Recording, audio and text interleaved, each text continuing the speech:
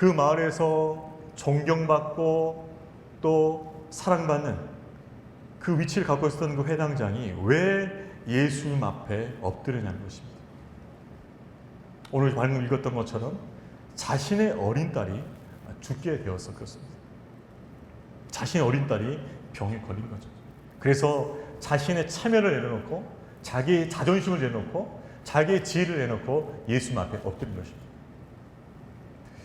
여러분, 우리 자녀를 키우다 보면 몇 가지 다급한 상황이 부닥칠 때가 있는데 그 중 하나가 뭡니까? 애가 아플 때예요. 그것도 병원에 갈 만할 때 아프면 괜찮은데 저녁 늦은 시간에 가게 되면은 참 어렵습니다. 응급실로 가야 되고 조치가 쉽지 않기 때문이죠. 그런 상황이 이 야이로에게 벌어진 거죠. 가벼운 병이 아니었습니다. 거의 딸이 죽게 되었습니다. 그 죽게 된 딸을 살리기 위해서 그 예수님 앞에 엎드린 것이죠.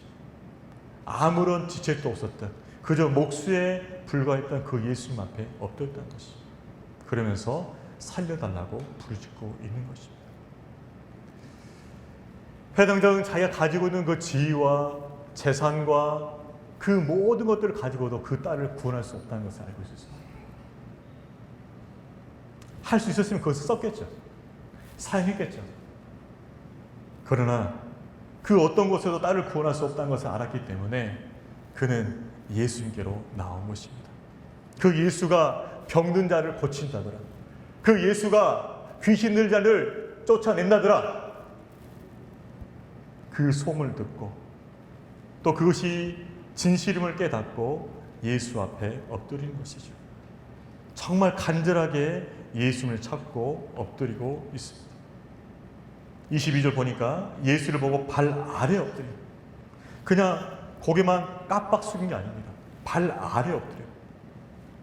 23절 보니까 간곡히 구하여 간절히 애걸하는 모습으로 구하였다는 것이죠.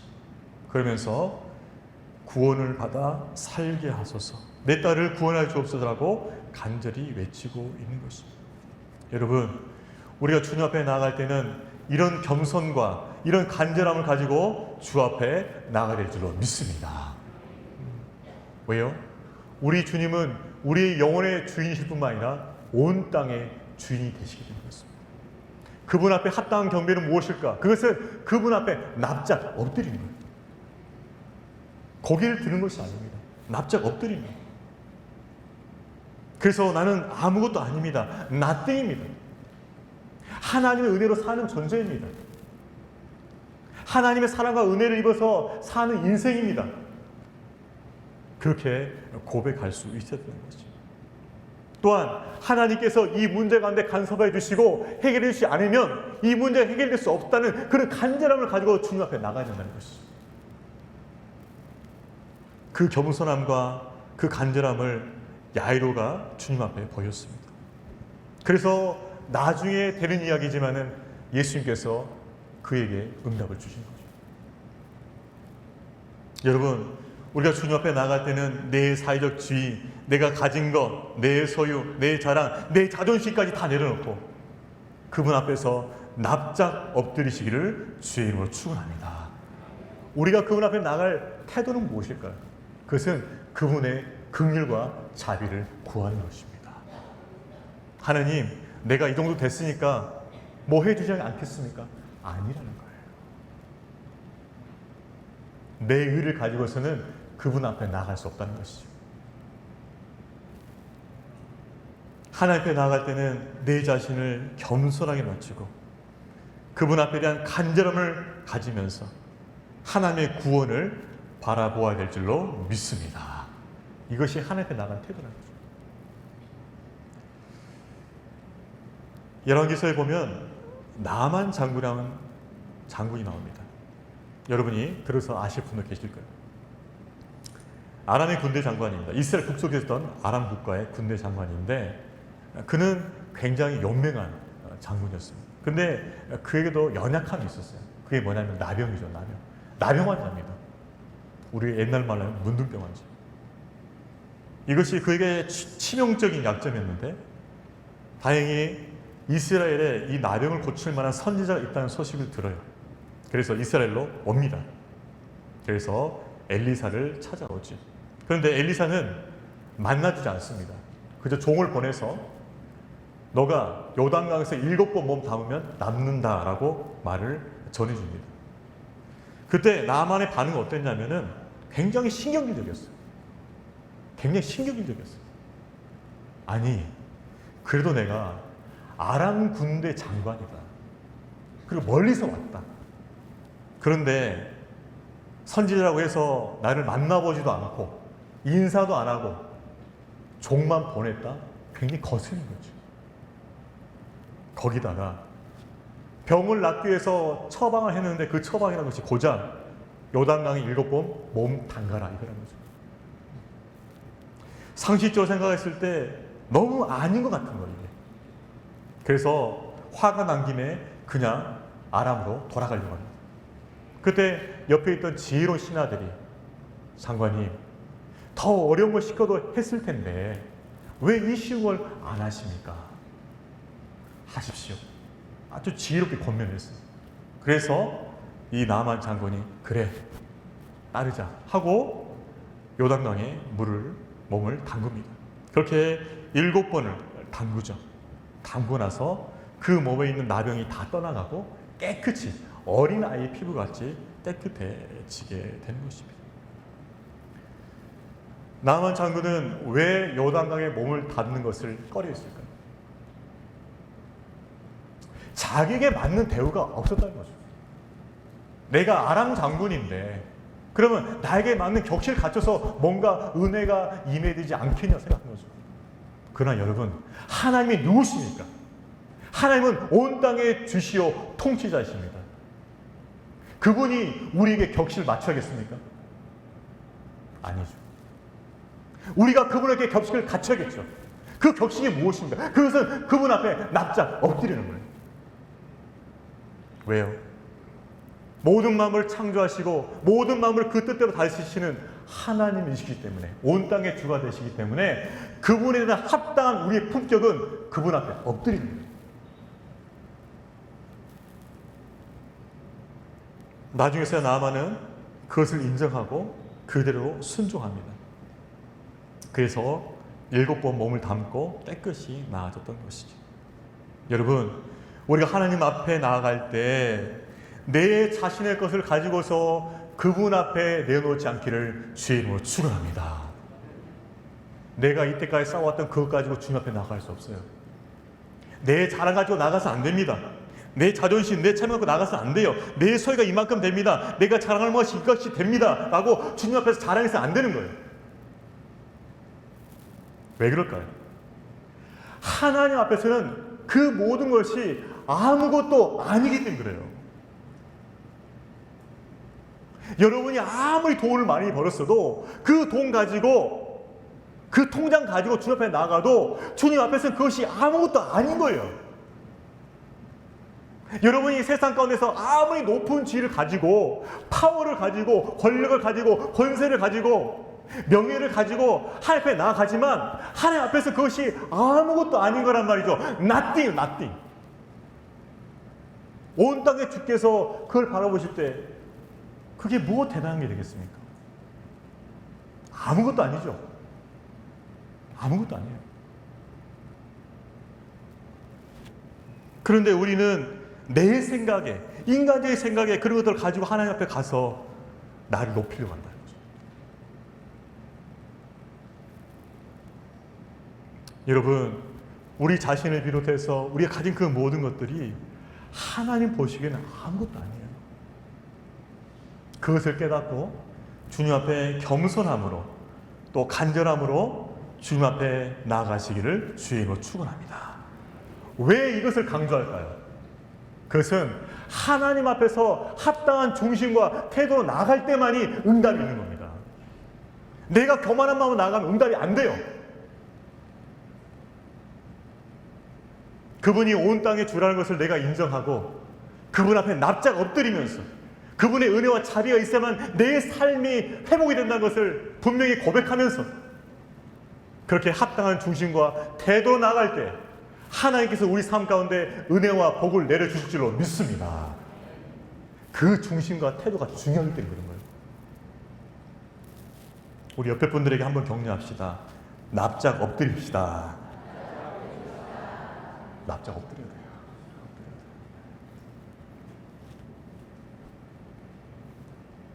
바로 그것이 하나님 기뻐하시는 모습이에요.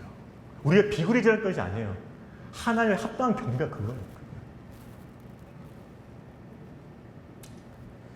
자, 예수님께서는 그의 그 합당한 경배를 받아주셨습니다.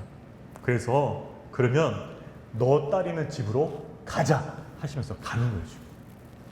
근데 그렇게 가고 있는데 중간에 한 사건이 또 일어나기 시작해요. 바로 혈류증 여인을 만나게 된 것입니다. 혈류증 여인. 그 혈류증 여인에 대해서 이렇게 기록하고 있지요. 우리 25절 말씀, 26절 말씀 같이 읽습니다. 시작. 12해를 혈류증으로 앓아하는 여자가 있어 많은 여자에게 많은 괴로움 받았고 가진 것도 다 배였으되 아무 효임이 없고 도리어 더 중화했던 자예요. 여러분, 혈류증이 무엇일까요?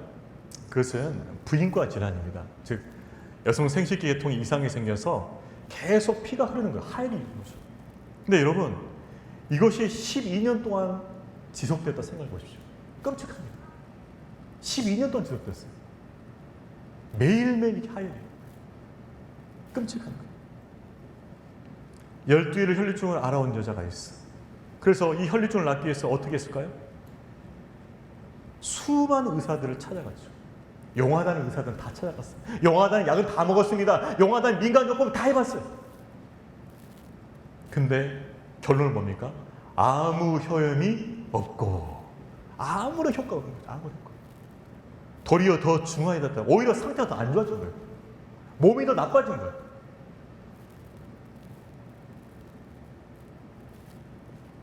이 정도 되면요, 정말 인생이 상실감 갖게 됩니다.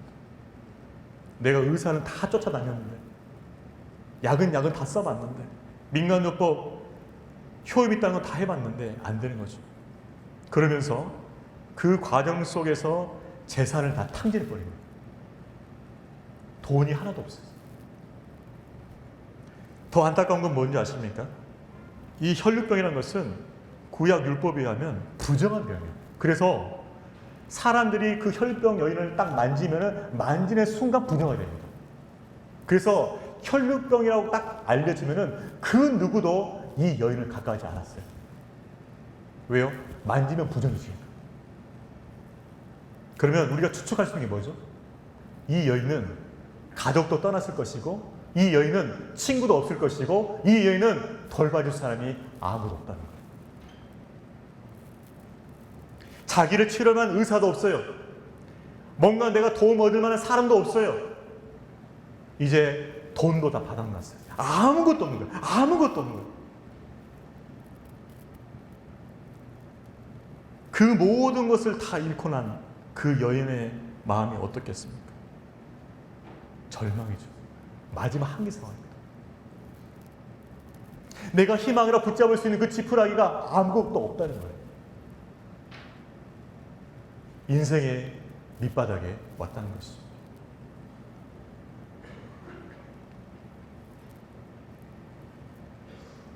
마지막 그 마음에 남았던 것은 오직 절망밖에 없었습니다. 바로 여인의 상태가 바로 이거라는 거죠. 아무것도 없어요. 그런데 아무것도 없는 인생 가운데 빛이 비치기 시작합니다. 소망의 빛이 비치기 시작해요. 그 빛은 바로 이 빛입니다. 우리 27절 말씀 같이 읽습니다. 27절 시작. 예수의 소문을 듣고 무리 가운데 끼어 뒤로 와서 그의 옷에 손을 대니. 누구의 소문을 들었다고요? 예수의 소문을 들은 거죠. 야, 예수가 만나는 모든 병자들을 다 고친다더라. 귀신 들린 자도 그 귀신을 쫓아낸다더라. 그 소문을 들은 거죠. 그 마지막 절망 가운데 있었던 그 영혼 가운데 그 소문이 빛이 된 거예요. 아, 예수님을 내가 만나면 내가 구원받을 수 있겠구나는 그 소망의 빛이 그 영혼 가운데 비춰진 거죠. 그런데 우리가 여기서 놀라운 게 있습니다. 그것은 뭐냐? 이 여인이 그 소문만 듣고 그것을 믿어버린 거예요. 확인도 안 하고. 예수를 만나보지도 않았어요. 예수님을 통해서 사람들이 고침받고 귀신 떠나가는 그것도 보지도 못했습니다. 그분을 만나지도 않았고 병이 낫는 역사도 보지도 못했어요. 그저 소문만 들었어요. 그런데 그 소문을 믿고 예수님을 믿었다는 거죠. 이거는 하나님의 역사입니다. 하나님께서 그 소문만 듣고도 그 여인에게 믿음을 주신 거예요. 아, 이제 절망의 구렁텅이 있는 내 인생 가운데 소망의 빛이 비쳤으니 바로 그것이 예수님이라고 그렇게 확실하게 굳게 믿었던 거예요.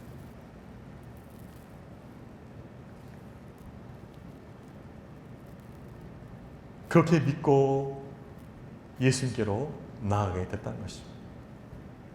여러분, 여기서 우리는 인생이 당하는 고난에 대한 시각을 우리가 볼 수 있습니다.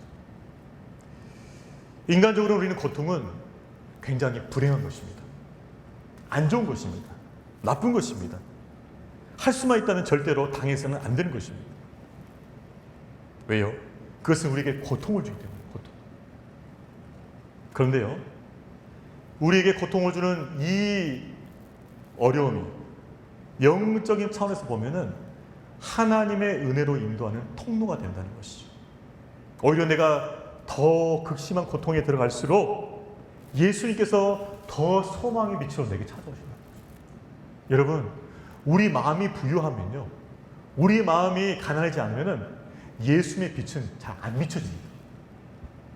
내 마음이 낮아지고 내 마음이 가난하고 내 마음이 어렵고 힘들고 지치고 낙심되고 절망 가운데 들어갔을 때 그때서야 그 예수님의 빛이 내 안에 소망으로 다가옵니다. 그래서 우리는 세상에 대한 소망은 점점점 내게 멀어지기 시작합니다. 근데 예수님의 빛은 내 안에 더 비춰져요. 예수님의 은혜는 내 안에 더 가까이 와 있습니다. 역설 같지만 이것이 영적 진리라는 거예요. 고통은 우리로 하여금 하나님께 가까이 하게 하고 하나님의 은혜를 우리로 하여금 부어지게 하는 통로가 되는 줄로 믿습니다. 그렇기 때문에 우리가 인생의 그 고난과 고통 가운데 있을 때에도 우리가 소망을 가질 수 있는 것은 예수님의 은혜가 우리 안에 가까이 와 있기 때문에. 내가 그분 앞에 더 납작 엎드게 됩니다. 누구처럼? 야이로처럼. 내가 그분을 더 간절히 구하게 됩니다. 누구처럼? 야이로처럼. 그래서 그분을 만나게 되고 그분의 은혜를 내가 경험할 수 있다는 것입니다. 그분의 사랑을 내가 체험할 수 있다는 것입니다. 그래서 고통은 우리에게 축복이 될 수 있다는 것입니다. 여러분, 우리가 살아가면서 세상 가운데 우리에게 만족을 주고 우리에게 소망이 되어 보이는 것처럼 그렇게 우리 안에 보이는 것들이 있습니다. 그러나 우리가 경험한 바입니다. 그것은 일시적으로 만족을 주는 거예요. 영원한 만족을 주지 못합니다. 여러분, 좋은 차 타보셨죠? 계속 타보세요. 좋은 것이 계속 느껴집니까? 좋은 집도 마찬가지. 좋은 환경도 마찬가지. 익숙해지면요, 다 똑같아져요. 그리고 나중에는 그것이 나의 진정한 만족과 기쁨이 되지 못하기 때문에 오히려 실망이 되고 허무감을 갖게 되는 거죠.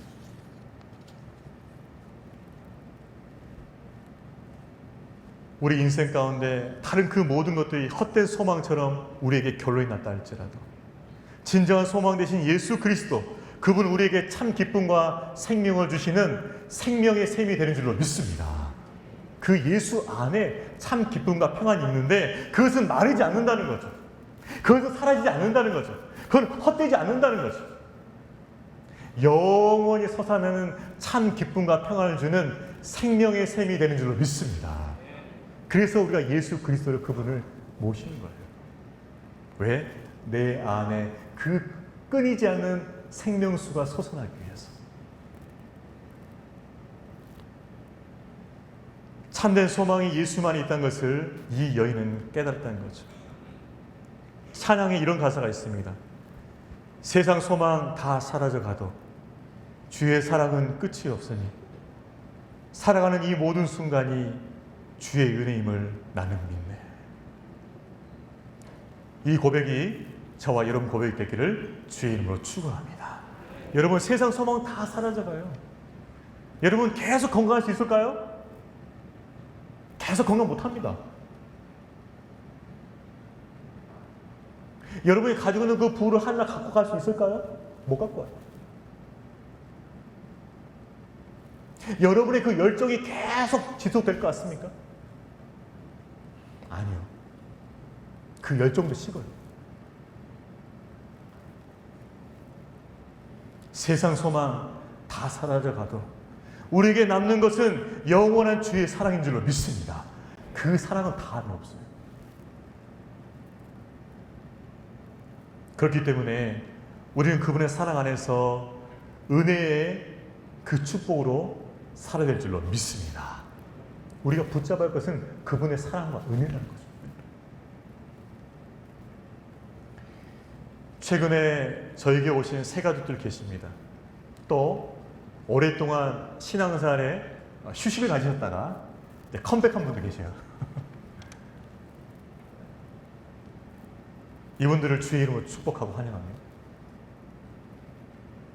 세상 가운데 있다가 왜 주님 앞으로 왔을까요? 그것은 소망이기 때문에 그렇습니다. 이 교회가 믿는, 이 교회가 예배하는, 이 교회가 섬기는 그 예수 그리스도, 그 하나님이 나에게 진정 만족을 줄 수 있으려나? 그 소망과 기대 가지고 오는 거죠. 그러나 그 소망과 기대는 헛되지 아니하고 반드시 채워줄 줄로 믿습니다. 반드시 채워져요. 왜요? 예수는 허상이 아니며 실제이며 그 예수 안에는 참된 생명과 빛이 있기 때문에 그렇습니다. 여러분, 우리 예수 안에, 우리가 섬기는 그 예수 안에는 참된 생명과 참된 빛이 있는 줄로 믿습니다. 그 참된 생명과 빛이 우리 새가족들에게, 오랫동안 쉬었던 우리 형제 자매들에게 비춰지기를 주의 이름으로 축원합니다. 그렇게 비춰지면은 내가 이제 진리를 만났구나 깨닫게 되는 거죠. 내가 참 주인을 만났구나, 내가 이제 참된 삶을 찾았구나 라고 깨닫는다는 거죠. 우리는 세상의 헛된 소망을 내려놓고 진정한 소망 되시는 예수 그리스도, 그분 한 분 안에서 살아갈 줄로 믿습니다. 예수 안에서 진정한 소망이 있다는 거죠. 이 혈루증 앓았던 여인 가운데 예수님이 찾아오심을 통하여 그 인생 가운데 빛이 비춰지게 되었던 것이죠. 자, 그러면 그 여인이 어떻게 치료를 받게 되었습니까? 어떻게? 우리 28절, 29절 말씀 다시 한번 읽어보겠습니다. 시작. 이는 내가 그의 옷에만 손을 대어도 구원을 받으리라 생각함일러라. 이에 그의 혈루 근원이 곧 마르매 병이 나은 줄을 몸에 깨달은. 뭘로 깨달았어요? 몸으로 깨달은. 깨끗이 나았구나. 몸이 아닌데, 몸이 아닌 거예요. 확실하게 나았다는 것이죠. 여러분, 이 여인이 했던 행위는 큰 게 아니었습니다. 단지 예수님께서 나를 낫게 해줄 거라 믿고 그의 옷자락을 잡은 것밖에 없어요. 여기서 포인트는 옷자락이 아닙니다. 포인트는 믿음이에요. 그 믿음으로 잡았던 것이 옷자락인 거죠. 믿음으로 옷자락을 잡자 하나님의 능력, 예수님의 능력이 나와서 그를 고쳐주었던 것이죠. 예수님께서는 그 여자를 공개적으로 드러내십니다. 왜 드러내셨을까요? 예수께서 이 여자에게 누가 나에게 손을 대냐 하면서 그 여자를 드러내주시죠. 왜요? 바로 이 이유 때문에 그렇습니다. 우리 34절 말씀도 마지막 한 번 읽습니다. 34절 시작. 예수께서 이르시되 딸아 내 믿음이 너를 구원하였으니 평안히 가라. 내 병에서 놓여 건강할지어다. 왜요? 믿음으로 구원받는 걸 선포하기 위해서 이 여인을 드러내신 거죠. 내 믿음이 너를 구원하였다 말하는 거죠. 내 믿음. 다른 어떤 그것이 아닌 너의 믿음, 나에 대한 그 믿음 때문에 너가 구원받았다고 예수님께서 선포하신 거예요. 여러분, 우리는 다른 그 어떤 것으로 구원받는 것이 아니고 예수님에 대한 그 믿음으로 구원받게 되는 줄로 믿습니다. 그 예수님 믿음을 구원받는 거죠. 우리 영혼도 구원받고 우리 삶의 문제도 구원받는 것은 예수님에 대한 믿음밖에 없다는 거예요. 믿음밖에. 그 믿음이 우리로 하여금 구원을 받게 한다는 것입니다. 여러분, 주님께서는 그 모든 것을 우리 위해서 다 준비해 주셨습니다. 다만 우리에게 요구하신 것은 무엇일까요? 내가 그것을 믿느냐 하는 것이다. 내가 그것을 믿느냐는 것이죠. 저와 여러분은 예수님의 그 능력과 행하심을 믿을 수 있기를 주의 이름으로 축원합니다. 그것을 믿을 수 있어야 됩니다. 여러분, 이 여인이 어떤 상황이 있습니까? 12의 혈중 안에면서 모든 걸 다 잃었어요. 이 세상 가운데 이 여인만큼 불쌍한 사람이 없어요. 12년 동안 몸이 고통당했죠. 수많은 의사와 약을 먹었지만 소용이 없었죠. 그에 가까이 있어서 그를 돌봐줄 사람이 아무도 없죠. 재산도 바닥이 났어요. 정말 아무것도 없어요. 아무것도 없는 인생이에요. nothing이에요, nothing. 우리가 생각할 수 있는 그 마지막 밑바닥 인생이 바로 이 여인 인생이에요. 그런데요, 아이러니컬하게도 역설적으로 이 여인에게 딱 남는 게 한 가지가 있었어요. 모든 걸 다 잃어버렸습니다. 근데 딱 남은 게 하나 있었어요. 그게 뭐예요? 예수님에 대한 믿음이었어요. 다른 거 다 사라졌어요. 아무것도 없어요. 근데 오직 예수님은 그 믿음 하나밖에 없어요. 근데 그 믿음 때문에 사는 거예요. 그 믿음 때문에 구원받은 거예요. 여러분 삶 가운데서도 많은 어려움이 있습니다. 하나님, 왜 이걸 가져가셨나요? 왜 이것이 나에게서 떠났나요? 왜 이것은 나에게 채워지지 않고 있나요? 왜 나는 여전히 이것이 부족합니까? 왜 나는 그렇게 살아야 되는 것입니까? 그런데요, 오늘 본문 말씀 보니까 위로가 되는 거죠. 왜요? 혈중 여인은 모든 것을 다 잃어버렸어요. 그러나 그게 마지막 남는 그 믿음 때문에 이 여인은 구원을 받게 되었다는 것이죠. 여러분, 우리에게 믿음만 있다면, 우리가 주님을 향한 그 믿음만 있다면 여전히 그 믿음을 통해서 우리는 주의 사랑 안에 거하는 자요, 주의 은총 안에 거하는 자요, 주께서 다시 살릴 자인 줄로 믿습니다. 믿음만 있다. 내가 다 잃었어요. 재산도 잃고 지위도 잃고 명예도 잃고 없어요, 아무것도. 그렇지만 내 안에 나를 구원하신 그 예수 그리스도의 그 믿음만 있다면 난 여전히 주의 사랑 안에 거하고 주님의 축복 안에 거하고 주님께서 다시 회복하고 살리실 하나님의 자녀인 줄로 믿습니다. 그 믿음으로 사시는 거예요.